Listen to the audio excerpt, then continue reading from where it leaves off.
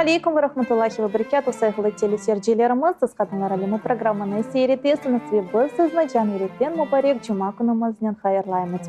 Bugün inşallah biz dinleyeceğimiz ile iman hakkında söz sürdüreceğimiz. Bilgenimiz ki bu iman bu Yüce Rabbimiz tarafından sevgili Peygamberimiz Muhammed Mustafa sallallahu aleyhi ve sellem getirgen her şeyge kalp ile inanmaktır ve dilimiz ve hareketlerimiz ile bunu tasdik etmektir. Bilgenimiz ki bu İslam dinimizin temeli imandır ve marifetullah'tır, yani Allah'ını tanımaktır.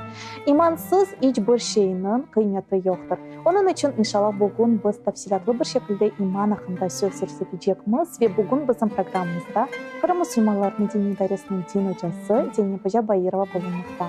Selamun aleyküm Zeynep Hocam. Aleykümselam. Programımıza hoş geldiniz. Hoş bulduk. Çok sağ olun. Çok sağ olun siz de geldiğiniz için. İnşallah bugün biz iman hakkında söz sürdüreceğimiz ve benim birinci sualım şöyledir. Aslında imanın insan için nasıl niyeti var? İmansız bir insan zaten ahiret tarafından hiç düşünülemez. Çünkü her bir Müslüman bu dünyaya öz geliş sebebini bilmesi gerektir.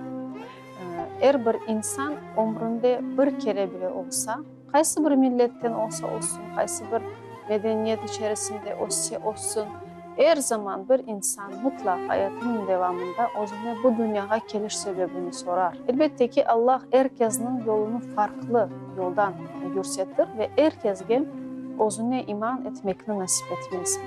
Elbette ki Allah'a inanmak bütünle insanın öz aklının, öz Allah'ın ona vergen iradesinin ve istidatının anlaşılacak bir şeydir. Yani her bir insanda nerede yaşasa yaşasın, Rabbini tanımak için kapasite, istidat vardır. Onun için insanın iman edip etmemesinden Allah-u Teala herkesini hesaba alacaktır. Ve bu taraftan baktığımız vakit demek ki bir insanın dünyadan son ahirette koç etkeninden son sual edilecek en büyük meselesi iman ettin mi, etmedin mi?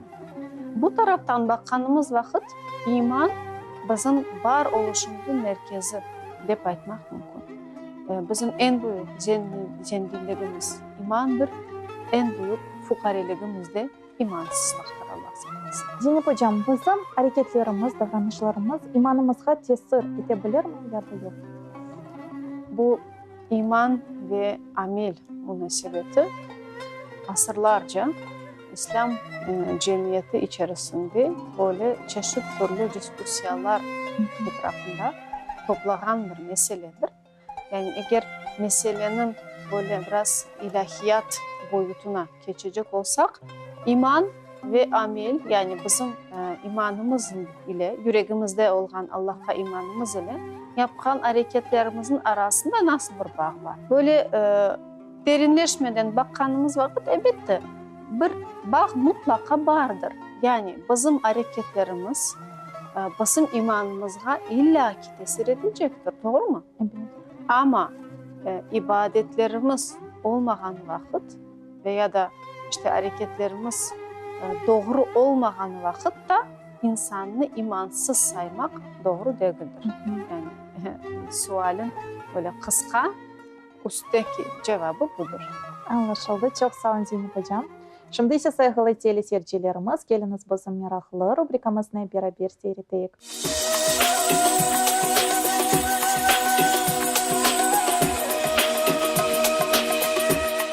Selamun aleyküm dostlar. Siz bizim her zamanki rubrikamızı seyredesiniz. Bu rubrika çerçevesinde biz ana vatanımızda olup geçken ve dini idaremiz tarafından teşkil olunan farklı köylerde ve şehirlerde ötkerilgen dini derslerimizni ziyaret ettiğimiz ve bugün bizim yolumuz Akmeşit'e düştü.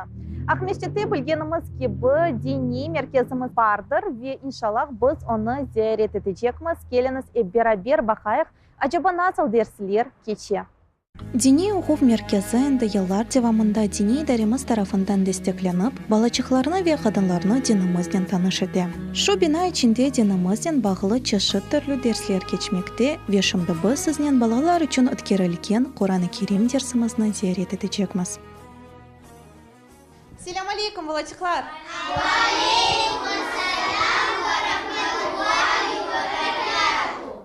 Машаллах, Айша Уджан, селям алейкум. Бүгін біз сіздің учебный центрге келдік, дерсіңізді зиярет етмеге істедік, ве бізге умумен оларақ асылында дерслеріңіз ақында кімлер үшін, анги яштаки балачықлар үшін анлатыңыз лütfen. Bizim cumartesi günü sabah saat 10'dan itibaren saat 2'ye kadar derslerimiz geçiyor. Bu dersler Kur'an-ı Kerim öğrenme dersleri, Elif B gördüğünüz gibi sonra akaid, fıkıh degen bizim temel dini bilgilerimizi öğreniyoruz. İslam'ın şartları, imanın şartları vesaire.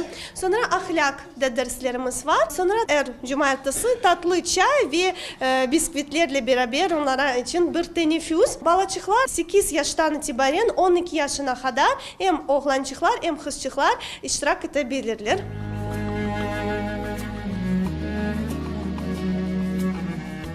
Балалар өз дойғыларын де пайлашмаға істеді ве оқу вағында шуны айттылар.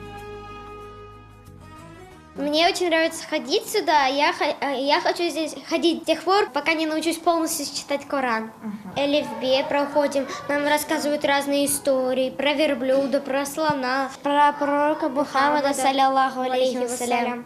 Мы проводим свободное время на батуте, играем, что-то хочем, читаем Элиф Бе, хочем, пишем. Бізге шымды есе кичек балачықлар үшін насыл курслар мында бар, bunu da anlatıp olursunuz mu? Küçük balalar için bizim yanı bar kurslarımız var ve bizim faydalı ilim mektep biraz keçkine balacıklarımız için Hatice Hoca dersleri geçiren bu 5, 6, 7 yaşlar için Hatice Hoca'da yani cumartesi yine saat 10'dan itibaren bulunmak mümkün yani öğrenmek mümkün. Daha keçkine balacıklar, çocukhane balacıklar onların için yanı bar kursları var. Hem hafta içi gün hem cumartesi günü da var. Böylece yani oyun bir şekilde İslam dinimizi ve Kur'an-ı Kerim'ini okumaya öğrenelim. Pek güzel, böyle güzel dershaneniz vardır. Allah yardımcınız olsun. Güzel talebeleriniz olsun inşallah. Amin inşallah. Şimdi biz sizden küçük yaştaki balacıklar için etkirilgen derslerini ziyaret edeceğimiz. Öz yaşlarına bakmadan balalar Kur'an-ı Kerim'ni pek güzel bir şekilde okumaya beceriler. Dersler Maria Montessori usulü kullanıp geçmekte. Şu usul balacıklarga derslerini oyun şeklinde öğrenmeye yardım etti. Balalar hem oynaylar hem de hayatlarında en mühim bilgilerini alalar. Ziyaret etkenimiz dersler bu binada olup geçken derslerden sadece bir kısmı. Onun için tafsilatlı malumatını siz Galibi Caddesi 128 adresi boyunca öğrenebilirsiniz.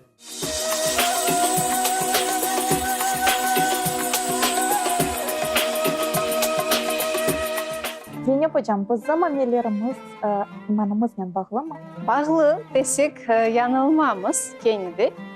Çünkü iman öyle bir şeydir ki yürekte doğan bir şey. Ama yürekte var olan her bir şey daimi değildir. Bunu da biz anlamamız gerek. İnsan bugün sever, yarın sevmez. Bugün canı ağrır, öldürmek, parçalamak ister. Yarın yüreği başka tarafa aylanır, merhamet gösterir, yapacağı şeylerden vazgeçer. Peygamberimiz de zaten insanın yüreğini böyle devamlı aylanan bir şey olarak bizge tasvir etti. Onun için iman da yürekte yaşayan için devamlı insanda denişip durgan bir alındadır. Onun için bu imanımızın sağlam olması için, imanımızın son nefesimizge kadar kalbimizde taşıması için ve hatta sadece var olmak değil de günden artması ve güzelleşmesi için onun bizim yapkan hareketlerimizde, yapkan ibadetlerimizde mutlaka korunması gerek. Şimdi bu benim yüreğim temiz kategoriyası biz pek yaxşı bilemiz, pek yaxşı eşitemiz. Elbette ki temizlik güzel bir şeydir, yürek temizliği şarttır ama bu bizim yüreğimizdeki Allah'a iman, Allah'ın yap degenlerinin tasdik edilmeyince bu seni seveyim, aynı zamanda seni sevgenim için hiçbir şey yapmayayım degen bir sevgili gibidir. Doğru mu? Ben seni seveyim ama virgülünün insanın başka bir insana karşı yapkan yaram hareketlerini saysa o sevgiden ortada bir sevgi imaresi de kalmaz. Onun için elbette ki iman özünden ibadetler olmasa mesela işte çeşitli türlü günahlar olsa insanın hayatında, o insanı imansız yapmaz. Yani en azından ehl-i sünnet alimleri imanın ve amelin içerisindeki münasebetinin insan yanlış bir büyük günah yapkanı vakit dinden çıkanını aytmaganlar. Ama Kenya'da bu çirkin hareketlerini insan yapa mesela namazını kılmaya, dininden hiçbir şey ne öğrene, ne bile, ne yapa. Ama Kenya'da de Allah'a şükür imanım, Allah'a şükür yüreğim temiz deyip ayta verse, onun bu imanı ne ile güçlenecek, ne ile ruhlanacak ve ne ile özüne güç tapacak. Çünkü biz bilemiz ki eğer bir insanın içinde yaşayan untuluğları olsun, çeşitli türlü hisleri olsun, o ister sevgi olsun, ister nefret olsun, o devamlı bir yerden gıdalanması gerektir. Gıdalanmağanı vakit o sevginin sonu yok olmuştur. Nefret de gıdalanmağanı vakit, yani biz başka bir insana karşı nefretimizi günden doldurmasak, yanılamasak, o nefret de bir gün ne güzel ki yok olup gidebilir. İnsanın imanı da böyle özüne çölün içinde sallanan bir buğday tanesi gibidir. Onu devamlı sulamak, onu devamlı güçlendirmek için çeşitli türlü praktikalar yapması insanın boynunun borcu.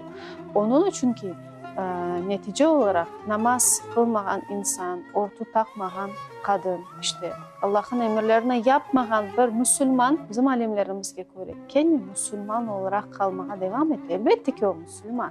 İçki içe ama Allah'a karşı gelgenini bile lakin hiçbir şey elinden yapamaz. O onun imanının zayıflığı. Ama kesinlikle onun Müslüman olmaması demek değildir.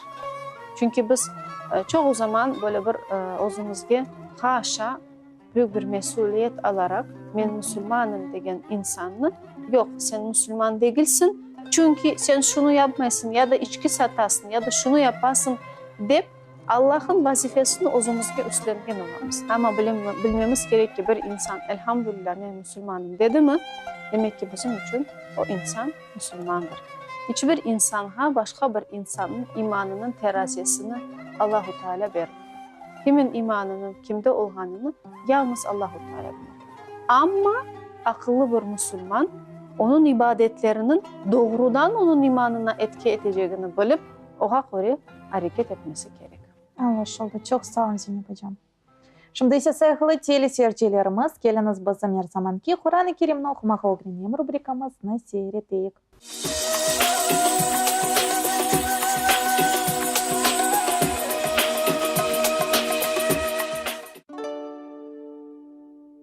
Selamun aleyküm sayılı dostlar. Bugün biz sizni Canirik'ten Kur'an-ı Kerim'ni okumağa öğreneyim rubrikamızda selamlayımız ve bugün inşallah 6. dersimiz gerçekleşecek. Bugünkü mevzumuzun adı kalkale, yani kalkale harfleridir. Rusçaga çevirgen olsak udarные bukvы. Demek ki bugün biz bu harfçiklerini geçeceğimiz ve Kur'an'da bu harfçiklerini nasıl bir şekilde okumamızı gerek olganını öğreneceğimiz. Kalkale harfleri bellidir. Onlar 6 tanedir ve şimdi biz onlarını geçeceğimiz. Birinci harfimiz bu kaf, ikinci pa, üçüncü b, dördüncü cim ve beşinci del. Yani böylelikle biz teminde 5 tane kalkale harflerimiz mevcut. Bu kaf, pa, b, cim ve del.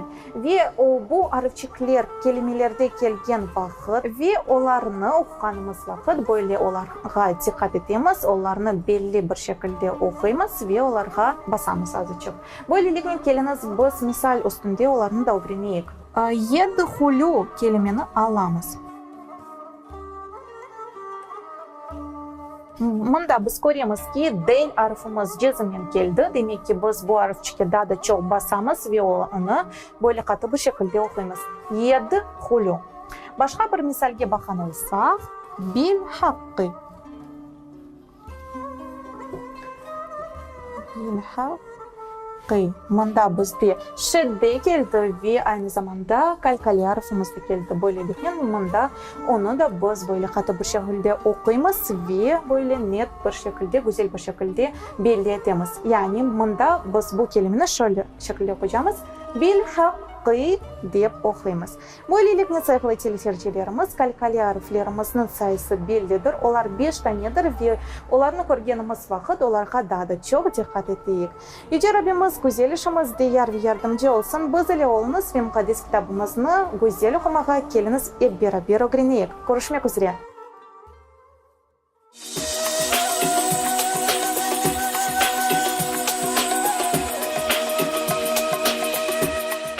Hocam aytdınız ki iman amelden bir parça değildir. Fakat başka fikirler de var olması mümkün. Bu haqda siz nelerni aytib olursunuz? Başka fikirler elbette ki var ve hatta ki sonki devirler halkımızın arasında da iman ve amel birbirinin bütünyen bağlı, namaz kılmagan kafirdir, büyük günah işlegen dinden çıkar gibi fikirler ve görüşler bazı Müslüman cemiyetlerin arasında yayılıp dura ve bu gibi fikirlerden ortaya pek korkunçlu, tehlikeli bazı hadiseler meydana geliyor. Mesela işte pek dindar bir evlat, pek dindar olmayan anadan şikayetçi olabilir ve anasını imansızlıkla suçlayabilir. Bütün umur özünü Müslüman saygan bir ana kun kele ki özünün balasından işte sen Müslüman değilsin çünkü sen içki içesin gibi şeyler işte bile. Yani bu gibi fikirler böyle ilk bakışta masum görünse de neticede cemiyetini, ailelerini parçalayan ve insanlarını devamlı Müslümansın, Müslüman değilsin, Müslümansın, Müslüman değilsin kategoriyasına bölmekki alıp bargan destruktif bir düşüncelerdir. Onun için bu düşünceler ne yazık ki var. Ama Kenya'da tekrar aytkanımız gibi ehli sünnet alimleri bu mevzunu bizim yerimizge çoktan çizdiler ve kesin kes şunu dediler ki amel imandan bir parça değildir. İman artar, iman yükselir, zayıflar, güçlenir. Ama insanın yapkan hareketleri tek bu seviyede imana etki etir. İman o avtonom bir şeydir. Yani onun yapkanımız hareketimiz ile çıktın çıkmadın, Müslümansın değilsin mi gibi daimi bir şübeler içine sokmak yanlış bir şeydir. Çünkü böyle biraz düşünün bakanımız vakit bir insan yapkan güzel bir işin sevabını başkasına bağışlayabilir. Doğru mu? İşte ben mesela sadaka verip bu sadakanın savabını ki Allah bana bunu nasip etse anama, babama, rahmetli olan yakınlarıma bağışlayabilirim. Yani dinimizde böyle bir şeye müsaade var. Ama hiçbir insan imanını başkasına bağışlayıp olamaz. Benim imanımı da şu insanın imanının yerine say gibi bir şey aytıp olamayız. Bu da ne demek ki iman ayrı, amel ona bağlı ama Kenya'da ayrı bir şeydir. Bunun da bağlı İslam alimleri birçok Kur'an-ı Kerim'den hatta ki Peygamber Efendimiz'in hadislerinden deliller getirgendirler. Birçok ayet-i kerimede Allahu Teala innellezine amenu ve amilus salihat ibaresini kullanır. Yani onlar ki iman ettiler ve salih amel işlediler. İman etkenler, yaxşı işler yapanlar deyip Allahu Teala iman etkenlerine ayrı ve ondan son imanına yaxşı işler koşkan insanlarını ayrı zikrediyor. Bu demek ki İslam düşüncelerinin fikri, düşünürlerinin fikri eğer amel ve iman bir olsaydı Allahu Teala iman etkenlerini ondan sonra yaxşı iş etkenlerini ayrı ayetlerinde zikretmeseydi. Demek ki bunlar ayrı bir şeyler. Birbirine bağlı ama birbirinin parçası bir şeylerden değildir. Veya da hepimizge bilingeni gibi Kur'an-ı Kerim'de Hucurat suresinde Allahu Teala Müslümanlar arasındaki ilişkilerden birçok bizge bilgi verir. Ve 9. ayette Allahu Teala diyor ki eğer müminlerden bir gruppa insan yani iman etken insanlardan bir gruppası, bir parçası başkalarına karşı cenkleşmek istese siz de o cenkleşmek isteyen soyuna karşı onlarını toktatınız diye Allahu Teala. Yani Allahu Teala bu yerde en çirkin hareketini yapan, çünkü cenkleşmek ne demek? kardeşini kardeşe karşı gelmesidir. Yani cenk demek ölüm demektir. Ama bunu bile yapan insanlara Allah-u Teala ayetin başında müminler de hitap ediyor. Yani onlar cenkleşkeni için mümin değildir değil mi Allah-u Teala? Bu da mümin, bu da mümin. Birisi doğrudur, birisi mutlaka yanlıştır aralarında. Ama o yanlış grupa da hepsi bir müminlerdi. Çünkü yine de bu yerden netice olarak alimlerin şunu deyirler. Eğer bu insanlar cenkleşkeni vakit avtomatik imansız sayılsaydılar, Allah-u Teala onlara ey müminler deyip hitap etmesidir. Yani bizim 21. asırda Kırım Müslümanları olarak şu hakikatini özümüz için kullanmamız gerek. Yani asırlarca bizim dini koruşumuzda bu gibi prensipler var idi. Yani bizim büyüklerimiz, bizden evvel gelgen hartana hart babalarımız, Müslüman nesil, onlar bu gibi meselelerini devamlı ortaya çıkarıp, karıştırıp ve cemiyetini Müslüman veya da Müslüman değilsil kategoriyasına göre bölmediler. İslam alimleri bu meselelerini bizim yerimizge çoktan çizdi. Bizge kalgan öz imanımızga sahiplenmek, öz imanımızın ne kadar Allah'a layık bir iman olganımızını hesapka tutmak. Kalganını ise kimin mümin, kimin kafir olganını Allah-u Teala ozu karar verecektir inşallah. Allah razı olsun hocam. Şimdi sevgili teleseyircilerimiz, geliniz bizim dini nasihatlar rubrikamızını seyreteyik.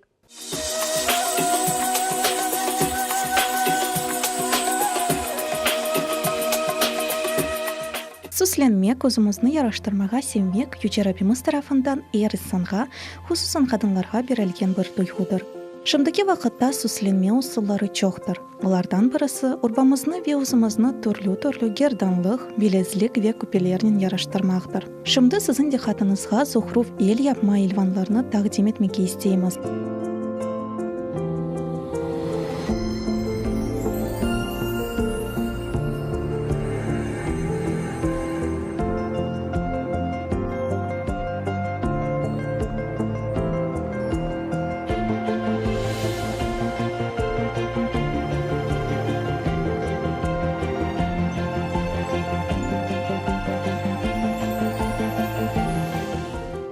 Er bir kadın öz sade urbanı misal olarak türlü gerdanlıklarının ve iğnelerinin bezete bile.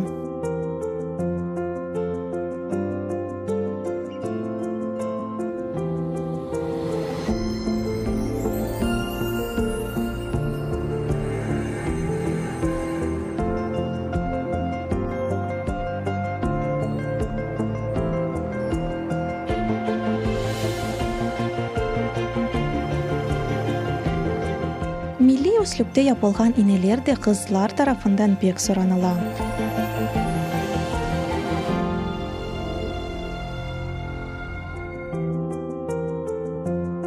Aynı zamanda çeşit türlü küpelerini de seçmek mümkün. Şimdi bu skul şeklinde olan küpeler pek aktualdir.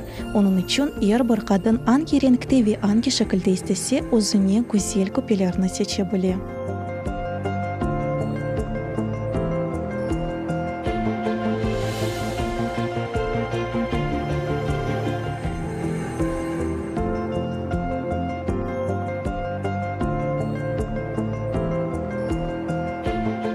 Süslenme güzeldir ama kadın özünü süslegeni vakit elal yoldan ayrılmamasının beraber aram yollarına girmemesi gerek. Ayrıca şunu da kaydetmeye gerek ki, eğer bir kadın öz evinde, öz yakınları, öz akayı için süslense, sevap ve mükafatını da kazanabilir.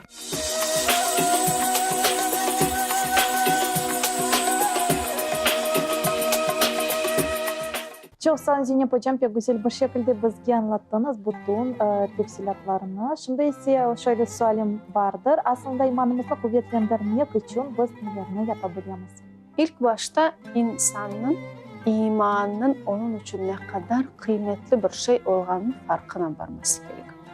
Eğer bizler imanın bizim için en büyük hazine olduğunu bilsek, biz ister istemez onu korçalamak için bazı adımlar yapmaya başlarız. Nasıl ki bir insanın kesesinde işte binlerce para olsa, o kesenin etrafında kozu, aklı, eli, ayağı o kesenin etrafında olur. Doğru mu? Halbuki bizim imanımız bu dünyada kalacak bir kese paradan, zenginlikten kat daha kıymetli. Onun için onu saklamak bizim en büyük derdimiz olmamız gerek. Çünkü sonki nefesimizde bizim cennetlik mi, cehennemlik mi olganımız o imanımızga bağlı. Ketişimizdeki var olan imanımızın kıvamına bağlı. Ama hiçbir insan ketecek anını ve saatini bilmegeni için sanki yangan bir ışık etrafındaki o ışık sönmesin deyip nasıl bir tedbirler alaysa imanımız için de öyle tedbirler almamız gerek. Bunların da en başında bizlerge yanından hiçbir şey uydurmaya gerekmiyor. En azından bizim yüce kitabımız Kur'an-ı Kerim'deki var olan emirlerini öğrenmek, tanımak, kabul etmek ve ona göre yaşamaya tırışmak. Elbette ki bu pek ideal bir hayat olarak bizge bazen görünebilir. Yani hayatımızı bütünle Kur'an'a uydurup yaşamak. Ama bu Kur'an-ı Kerim bizim nasıl bir insan olganımızın közde tutularak Allah tarafından yollanılan bir kitaptır. Demek ki İslam'ın yap degenlerini yapıp yapma degenlerini yapmaganımız vakit imanımız özünden tazelene, özünden güçlene. Ondan da gayrı Allah'ını çokça anmak. Çünkü biz ne kadar çok Allah'ını ansak, Allah o kadar çok kalbimizde olur, o kadar çok da yüreğimiz yarık olur, ferahlanır ve iman ile dolar. Onun için Allahu Teala cümlemizge elimizden geleni bu sade ama Allah için çok kıymetli olan ibadetlerini yapıp o imanın güzelliğini, o imanın zenginliğini amellerle yetmeye nasip etsin. Amin. Cümlemizge çok sağ olun Zeynep hocam. Programımızın yarıştardınız. Allah sizden razı olsun. Biz ise saygılı teleseyircilerimiz, hocamız aytganından anladık ki iman gerçekten de Yüce Rabbimiz tarafından bizge berilgen büyük nimetlerden biridir. Ve böylelikle imanımızı horçalamak için pek çok şeylerini yapmak gerekmiz. Biz ise sizin saygılı teleseyircilerimiz gelecek programımızga kadar sağlaşamız. Biz ile olunuz. Esselamu Aleyküm ve Rahmetullahi ve Berekatuhu.